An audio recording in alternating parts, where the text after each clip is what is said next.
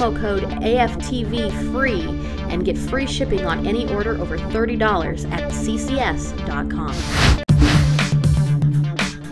Barnes & Noble has back against its rival Amazon with a new ebook reader. This one's called the Nook. Now, ever since the Kindle was unveiled, we've seen a ton of these ebook readers coming out, and companies are having a harder time differentiating. Barnes & Noble took an interesting tact. They actually put a 3.5-inch LCD that's a touchscreen underneath the e-ink display. It does things like navigation, among other pretty features.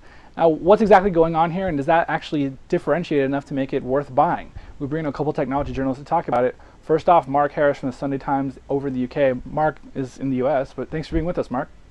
Hi. And as the second part of our British East Coast, West Coast rivalry, Stuart Miles from Pocket Lint, who is in New York area. Thanks for being on the show, man. No problem. So we had this event yesterday. Barnes & Noble took their time to announce it throughout the day.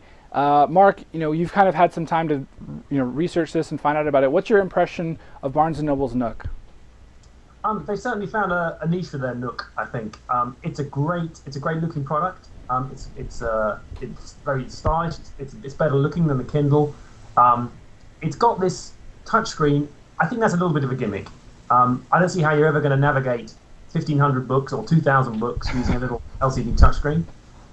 But it's a nice way of mixing it up and making it a bit more friendly to the iPhone generation. Yeah, definitely. Probably more interesting even is the ability to lend a book, to be able to give a book to someone, one of your friends or family, for a couple of weeks and then have it come back to you afterwards. So with this book lending, now Stuart, the Zune sort of did a similar thing. They called it squirting, which was an unfortunate name. You can kind of lend a DRM version of your book to someone else for, in this case, it's 14 days for the Nook. Now, what's your take on that and maybe the Nook in general? I mean, they have to compete with the world's biggest bookseller, Amazon.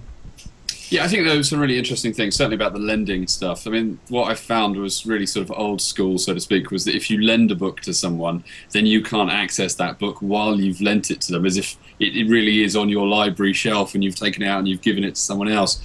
I think that's quite novel. I think also the interesting thing is they're desperate not to lose people to the bookstore. I mean, Barnes & Noble have, 4,000 bookstores across the US, some in the UK, etc.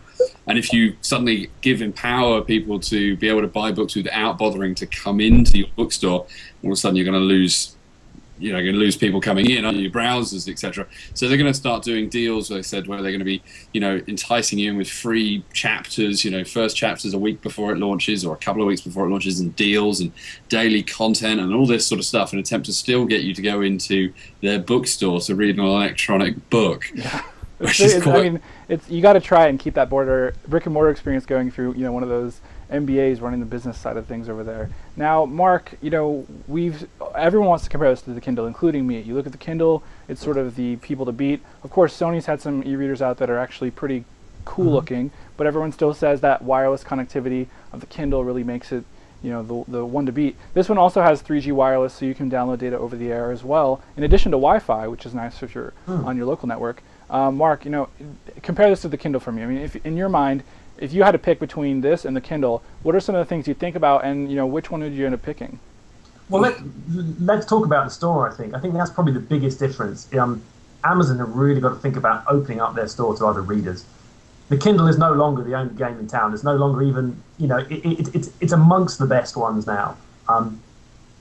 The Amazon Kindle store is fantastic, but then so is the Barnes & Noble store. And if Amazon really are serious about being the world's biggest bookseller and really keeping that going, they're going to have to open up and sort of drop their proprietary ebook format. Yeah, so I mean, the Barnes & Noble one, it can use, I believe it uses EPUB, right? Like all the other ones. EPUB is kind of becoming the de facto standard among booksellers. So that means if you buy something on your Sony reader, theoretically you could at least read it on your Barnes & Noble reader, as well as eventually devices like the iPhone, or right now there's not an iPhone EPUB app, but there will be, assuming that Barnes & Noble gets around to it. But there is. The Barnes & Noble already have an iPhone app. That's great. Well, so there you go. I mean, that's sort of the standard. I mean, now, do you think, Stuart, that's sort of the key here to really differentiating and saying, we're part of the open standard and we have a touchscreen LCD? Is that why people are going to want to buy this? I think there's two things. One is that the Barnes & Noble ecosystem, as they're calling it, is quite wide. I mean, they've already got an iPhone app, they've got a PC app, they've got a Mac app, they've got, obviously ebook devices, they've got other ebooks coming, the iRex, and then the Plastic Logic one coming in 2010. So they've already got quite a large, platform to deliver this stuff to. In addition to that, they've also promised a Symbian app yesterday, and because the actual device runs on the Nook, runs on Android, so the touchscreen is running on, they hinted that there would be an Android app as well, as though they wouldn't confirm that 100%.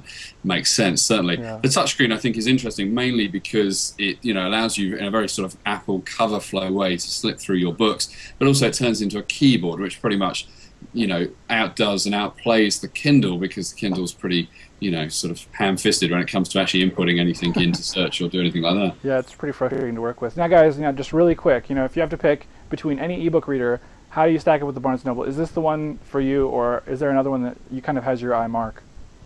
At the moment, the ones that are out there right now, it's definitely the Nook. The spring design one, the one with a very similar design, was announced on Monday, which has a 3.5-inch screen that can actually surf the web and make use of Android apps. They said they're going to open it up to the Android developer community, so that's really exciting too. And that should be, they announced it should be shown off at CES. Mm-hmm. So, but right now you're the Barnes & Noble thing, when it comes out on the 20th, is the one you're kind of looking for. I just think it's got a slight edge in design and and technology. Yeah. What about you, Stuart? We have a lot of other choices too, like the Sony readers. I mean, to me, the Sony readers were the ones really to beat in my mind. I think those have kind of outdone the Kindle. I mean, of course, I'm not ebook reading every day, so I can't really say for sure. But in my gadget lust mind, I'm looking at the Sony. What's your kind of top of mind now? You see, the one I really want, unfortunately, went bankrupt before it even made it to the manufacturer, which was the Readus, which actually had a fold-out screen, which you sort of turned into a little sunglasses case and fleck away. As for what I'd probably go for now, it'd be interesting to see how well performing the touchscreen is. If it's a dog, which it probably will be, then it's going to be a complete waste of time. So it's probably going to be the Sony Readers. Yeah. All right, we'll have to see you on November 20th when it comes out. Maybe we'll have you guys back and we can talk crap about who was right and who was wrong. I don't know. We'll see. Anyway, guys, thanks for being on the show. Mark Harris from the Sunday Times. Appreciate being on the show. Also, Stuart Miles from Pocketland. Thanks for being on the program as well. I'm Randall Bennett, and don't forget you can catch us on iTunes, we're on YouTube, and thanks to our sponsor, GoToMeeting, you can get 30 days for free by heading to gotomeeting.com/techpodcasts, and they'll hook you up there. See ya.